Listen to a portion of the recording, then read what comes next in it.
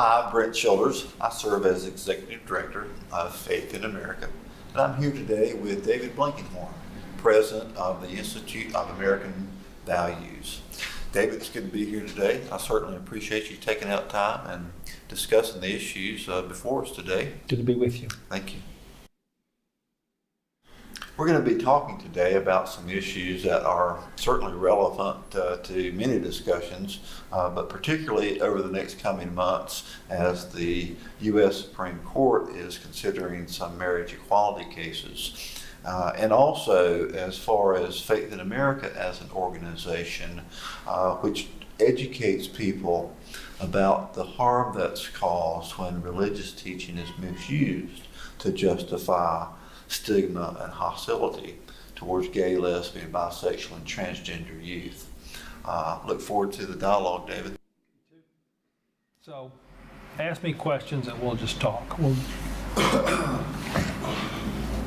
As someone who once served as a star witness for supporters of Proposition 8, a measure that would deny California gay and lesbian couples the ability to live the dream of marriage like so many straight Americans do. There obviously came a time where you changed your view. And I think a lot of people are aware of the fact that you are an individual who has changed their position, but I want you to elaborate on that. But at the same time, can you tell us a little bit about the spiritual aspect of that change inside you? Well, as you said, Brent, I was a leading opponent of gay marriage. I testified at the Prop 8 trial. I was the expert witness. I wrote a book about the subject against gay marriage. So I was a leader in that effort.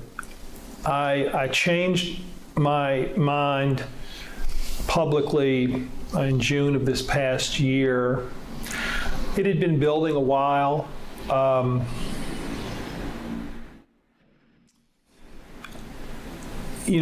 grew up in, I was born in 1955. I grew up in the South. I didn't think much about homosexuality one way or the other. I heard ugly names for gay and lesbian people. I heard, just hateful things being said. I was told, that this was sinful. But I just kind of imbibed that like the air one breathes. And I don't think I thought much about it one way or the other. When I wrote about the issue of marriage and against gay marriage, what was mainly on my mind was a certain conception of marriage and what's best for children. I still believe a lot of that. But the interesting thing that happened to me was some of the people I was debating, some of the gay leaders that I was debating on this issue, I got to be friends with them. And now some of them are really wonderful friends and colleagues. But we began as a real argument, and it got me to think a little bit about these issues and what, and when you meet people, when you actually get to know them a little bit, the stereotypes that you had don't hold up. That was true. That began to be more and more, I became to be aware of that. An important turning point for me was when I became aware that so much of this debate about shall gay and lesbian people be allowed to marry, so much of it revolved around this basic question of, do we accept these people as equal citizens, as our brothers and sisters in society? Is this a society where equality is something that is for all of us? Is this can this group be a part of the American mainstream story or not, you know? And when I came to believe that that was the essential question that was being debated, I just felt that I had to change sides, you know? That was really what it was. On the grounds of just feeling that one needs to treat people fairly, and then if you realize that in the past you were ignorant or weren't paying attention, or you had stereotyped ideas that, you know, you could say, well, that was what caused me to change. That was the single main thing. And then what happened to me, you ask if there was any spiritual or religious dimension. I'm a Christian, and I grew up in the church, and think of myself as trying to live, a Christian life. And for me, I'm not saying this would happen to everybody, but for me, when I was able to change on this issue, it felt like a burden had been lifted. You know, it just felt like I'd been carrying around a weight, and it felt like the weight was just not there, you know. And I think it was because I felt that at some level I was, pointing a finger of condemnation at other people. And I was saying, bad, these people bad, oh, sin, wrong, based on, who they are. And from a spiritual point of view, just my own spiritual life, when I felt that I was no longer doing that, I felt better. It felt like I could sit up straighter. And I used to have a dream, for several years I had a dream where a recurring dream. It wasn't a nightmare, it was just a kind of an anxiety dream where my mouth was sort of stuck, and I had kind of gunk and horrible sticks and couldn't speak. I couldn't speak in this dream. And after I said, I've changed my mind on this issue, and began to say why, I stopped having that dream. So now I feel like, psychologically or spiritually for me, there's a sense of, I feel better about my ability to say who I am and what I believe in. So that was the spiritual. He was saying, judge not lest ye be judged. So if you're, this is the way it was for me. If you feel like you're pointing a finger of condemnation at another group, and then you just stop doing it, you're in a spiritually different place. And I think I don't think of myself as a religious leader in any way, shape, or form, but it feels more authentically Christian. Although you're not a religious leader, would you agree that you don't have to be to understand when people hurt, or when people cause other people to hurt, and when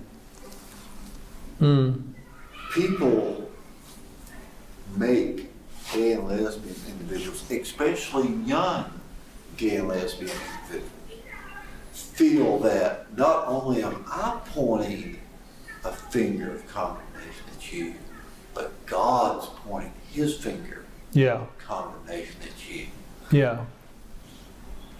Have you talked with individuals about the unique harm that does to the young gay and lesbian person? Well, the truth is, I'd never thought about it. That's the God's honest truth. I began to think about it when I was engaged in first debates and then later in conversations with these gay and lesbian people who I was arguing in public about the marriage and the public policy issue, but then I began to talk to them and get to know them as individuals. And one of them, I remember, gave me some writing that he had done as a young person, a young teenager, and it just said, here's a not quite a diary, but a kind of a memoir, and it was very, very moving to me to read, because that thing of the finger being pointed, and from the religious community, like God doesn't like you, you don't, God wants to throw you off to the side because you don't rate in God's eyes, that internalization that happened to him was a terrible wound that lasted for many, many years, and in some ways will probably last his whole life. But he's now been able to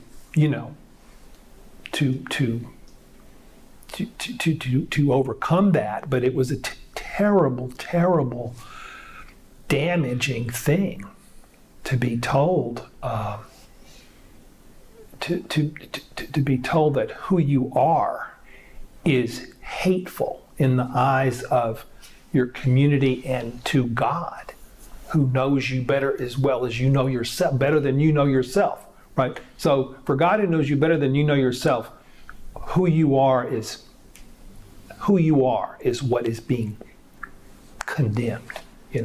That's so. When I read Mitchell Gold's book, Crisis, and I saw the differential rates of suicide and thoughts of suicide among gay and lesbian young people, it was very moving to me. But I'd never thought about it. I had never. Do you think a lot of individuals, particularly in faith communities, have never thought about it? I think if it was a new set of thoughts for me, I might not be the only one, And what I've noticed in conversations with people since then, I've noticed that if the person is going to actually get to know other people, then that's good. But if there's this thick wall of belief and doctrine that keeps you from knowing or even being curious about the actual life of the other person, if you just have this tissue of theory that says bad, sin, wrong, evil, bad, I don't want to be a part of this, that's keeping you from a relationship with this other human being, then it doesn't matter if you think that you have hate in your heart or not. You may not, you may think that you don't, you may not. It may just be this belief that separates you from a relationship with a living, breathing human being. I don't know how many other people it's happened to, but it happened to me. And I think it must be happening to others, because in my experience with this, if you let that wall of whether it's religious or philosophical belief in the bad other, if you let that keep you from relationships with them, where you're trying to see things from their experience as a fellow human being, that's, I don't know if it can be called, whether you want to call it animus or bigotry or hatred or indifference or callousness or coldness or unchristian or unfeeling, or it's something, it's in that ballpark, that thing, you know?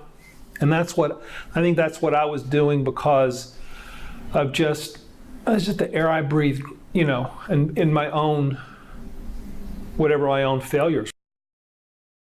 Do you think it's interesting, David, that, again, particularly religious-minded individuals who worship a God of wisdom and understanding, but sometimes appear to let certain religious teaching prevent them from gaining more of that understanding?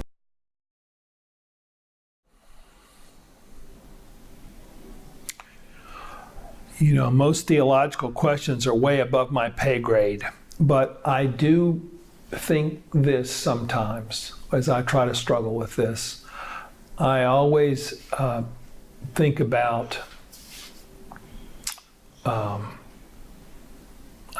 the Bible stories I learned as a child about Jesus' ministry and who he seemed to really like spend his time with and have relationships with, and who he sometimes warned, you know. And was it the people who were the sinners and the prostitutes and the tax collectors and the people on the bottom rung of things that he was pointing? No. To them it was always, hey, you know, are you so sure you're out? You know, you're not. You can be in, you know. And then to the people who were self-righteous and ostentatiously correct and sitting in judgment of others, Jesus over and over again in these stories says, are you so sure about this? Are you so sure that you've got everything completely worked out? Are you so sure that you're in? You know? So to the people who thought they were out, he said, are you so sure you're out? And the people who knew they were in, he said, are you so sure you're in? I love that, you know? I think that's really nice. And so so the people who are pointing the fingers, I think if Jesus had one thing to say, it would be, are you really sure about that? And the people who were having the fingers pointed at them and said, all is lost for me, God doesn't love me, he was saying, are you so sure about that? That's as high as I go on the theological path. But it's meaningful to me because I could grasp it simply. Did you hear that same question at some point, somewhere deep within? Are you so sure about this statement? Oh yeah, because yeah, absolutely, absolutely, yeah. Are you so sure? Is very, to me, a very intellectually, ethically, and spiritually important question. You know, and I don't have much. I try not to be one of these people who is just so completely sure that what one adopts as one's position is you know, being willing to think anew about something and know that, well, maybe this is not the right, you know. Are you so sure about this? I love that thing. Are you so sure you're in, or you're so sure you're out? It just seems to me a beautiful way to make us all a member of the same human group, you know? I like that. If I'm an evangelist for any idea out there today, it's especially for people in leadership positions, whether it's in churches or community groups too. Maybe even do something proactive to just think about this a little bit. Think about the think about the consequences of some of the things that are said. Yeah. To, you know, whether it's intentional, whether or not you mean it to be harmful or not, my God, this can be a devastating thing. And so being intentional about thinking about this a little bit could be a good thing for the institution that you steward.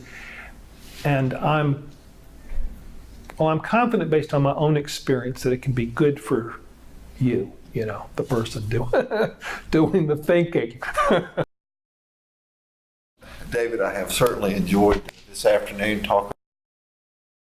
I've enjoyed it, and you know, the organization that you're working for, you know, I admire the mission, and if there's anything I can do in the future, you let me know. Okay, thanks so All much. right.